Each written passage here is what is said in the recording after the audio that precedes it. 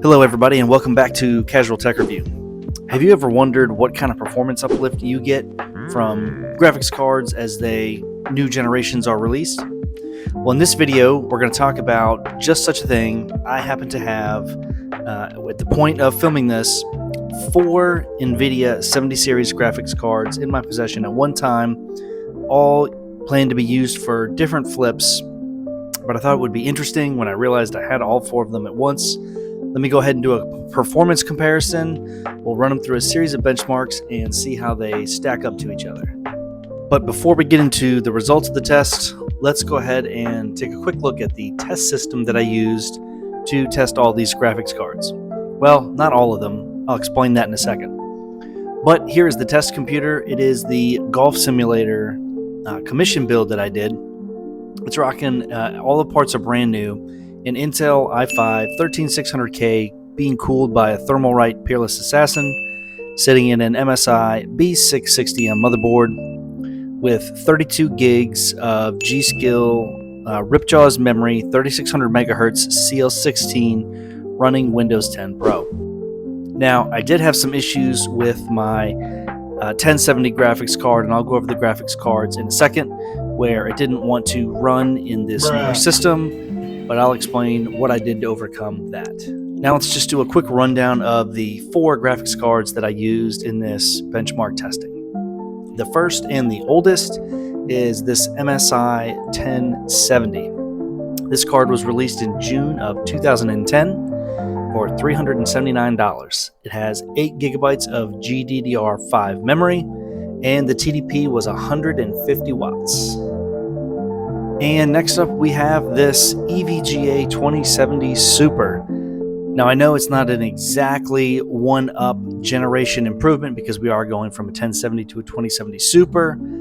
Hey, this is just what I had and we're going to go ahead and go with it. But this card was released in July of 2019, so 3 years later. It launched at $499. It features 8 gigabytes of GDDR6 memory, and the TDP is 215 watts. And next up for our comparison is this EVGA 3070. This released in September of 2020, so just 1 year after the 2070 Super, and it retailed for $499 US. It also features 8 gigabytes of GDDR6 memory, and it has a TDP of 220 watts, so really very similar to the 2070 Super. And last but certainly not least, this is the graphics card that will actually end up in this build for the Golf Simulator PC. We have an MSI 4070 Super.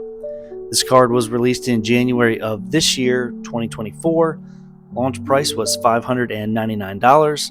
And this features 12 gigabytes of GDDR6X memory, and it has a TDP of 220 watts, so the exact same as the last generation 3070. So how are we going to compare all these cards? Well, I actually didn't have all of them in my possession for that long of a time, so I wanted to keep it pretty quick. So I decided not to benchmark with any games at all, but I am going to use my 5 favorite GPU testing benchmarks, and those are as follows: Unigine Heaven and Unigine Superposition, as well as 3D Mark Firestrike, Timespy, and Steel Nomad. So again, we're not going to be testing any games, just these synthetic benchmarks, and we'll compare the scores and see just how much improvement you get generation to generation. So let's take a look at the Heaven benchmark performance chart. And as you can see here, it's all pretty even all the way through. You've got anywhere from a 24 to a 35% performance uplift, with the biggest uplift coming from the jump from the 2070 Super to the 3070. All right, now let's check out the Superposition chart. This one's a little bit more interesting. You got very little bit of an uplift from the 1070 to the 2070 Super, and then a pretty good jump up to the 3070 of 33%, but the biggest jump came from the 3070 to the 4070 Super for 43% improvement.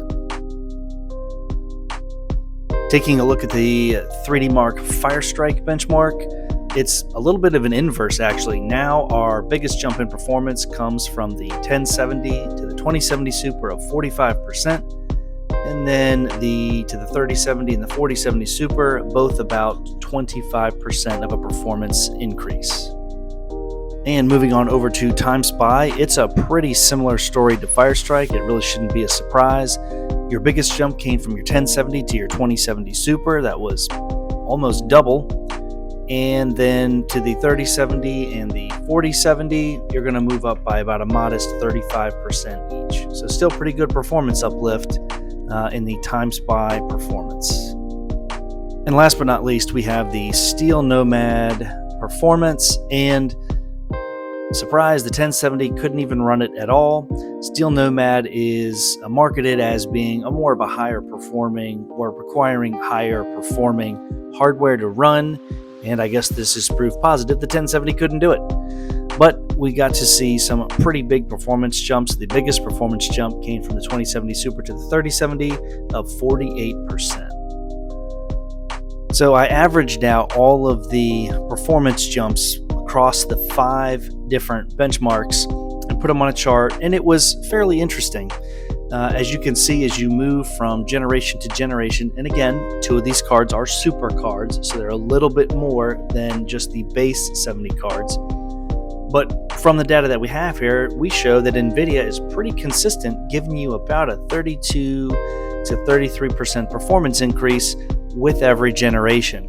Now, you do also have to factor in a couple other things, which we're going to look at on the very next chart, but ultimately I found this to be pretty interesting of how consistent the performance increase was generation to generation. If you're looking at the totality of circumstances, not just performance, I think this chart here tells the story. At both levels, from 1070 to 2070 and 3070 to 4070, your 33% performance increase also came at an increase of cost. The 1070 was $379, the 2070 Super was $499, so it went up $120. Ideally, you would do what you got from the 2070 Super to the 3070, where you got a 35% performance bump and absolutely no increase in initial retail cost. It was exactly the same, $499. And then when you went from 30 series to 40 series, you got the same generational uplift, 33%, but you're paying an extra $100. So I just found that to be really interesting of just what a great value the 30 series cards were, at least in the 70 series. You got an absolute jump in performance from the 2070 Super to the 3070 at no additional cost. So Nvidia really did well on that one, and this was very interesting data to take a look at. So knowing all the data, give me your guys' thoughts. What card would you take as the best value performance card out of this class? I think it's pretty clear it's the 3070, but I would love to hear from you. I appreciate everybody watching. I know I've been MIA for a little bit. I had listed my computer up for sale, built a brand new one, so that took some time, but I was able to take advantage of some good deals and build a pretty cool system, which I will show you in a video in the future. I also have come up on my 1-year anniversary of PC flipping. I will be doing a 1-year wrap-up talking about all of the successes, the failures, the things I've learned, and how much money I've made and all that good stuff in a video coming up very soon. Again, thank you so much for watching. I really appreciate everybody's engagement, comments, etc. Y'all are the best, and we'll see you on the next one.